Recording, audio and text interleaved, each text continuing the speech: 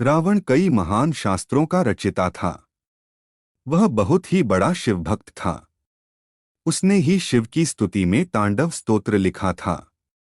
रावण ने ही अंक प्रकाश, इंद्रजाल, कुमारतंत्र, प्राकृत कामधेनु, प्राकृत लंकेश्वर, ऋग्वेद भाष्य, रावणीयम, नाड़ी परीक्षा आदि पुस्तकों की रचना की थी।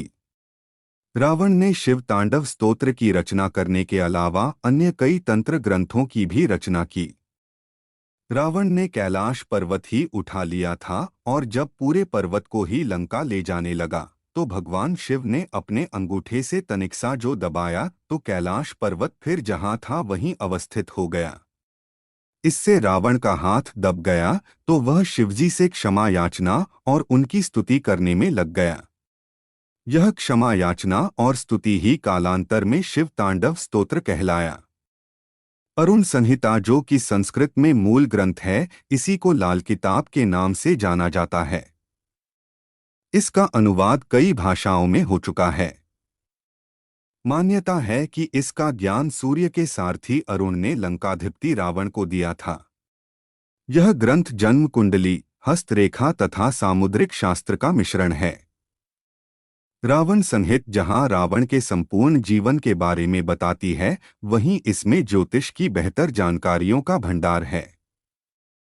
रावण पर रचना पुराणों सहित इतिहास ग्रंथ वाल्मीकि रामायण और रामचरित रामायण में तो रावण का वर्णन मिलता ही है, किंतु आधुनिक काल में आचार्य चतुरसेन द्वारा रावण पर वयम रक्षामः नामक बहुचर्चित उपन्यास लिखा गया है।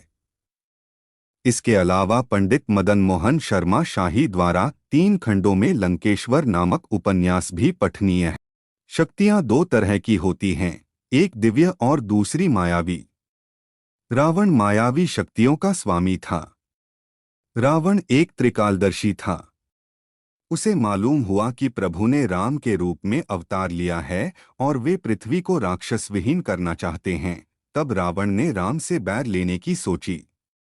रावण ने सुंबा और बाली द्वीप को जीतकर अपने शासन का विस्तार करते हुए अंगद्वीप, मल्यद्वीप, वराहद्वीप, शंखद्वीप, कुशद्वीप, यवद्वीप और आंध्रालय पर विजय प्राप्त की थी। इसके बाद रावण ने लंका को अपना लक्ष्य बनाया। लंका पर कुबेर का राज्य था। आज के युग अनुसार रावण का राज्य विस्तार इंडोनेशिया, मलेशिया, बर्मा, दक्षिण भारत के कुछ राज्य और श्रीलंका पर रावण का राज था। दरअसल माली, सुमाली और माल्यवान नामक 3 दैत्यों द्वारा त्रिकुट सुबेल पर्वत पर बसाई लंकापुरी को देवों और यक्षों ने जीतकर कुबेर को लंकापति बना दिया था। अपने नाना के कहने पर रावण ने अपनी सौतेली माता इलविल्ला के पुत्र कुबेर से युद्ध की ठानी, परंतु पिता ने बिना युद्ध के ही लंका रावण को दिला दी तथा कुबेर को कैलाश पर्वत के आसपास के त्रिविष्टप क्षेत्र में रहने के लिए कह दिया। इसी तारतम्य में रावण ने कुबेर का पुष्पक विमान भी छीन लिया था, जिसमें उसने बाद में माता सीता का हरण किया था।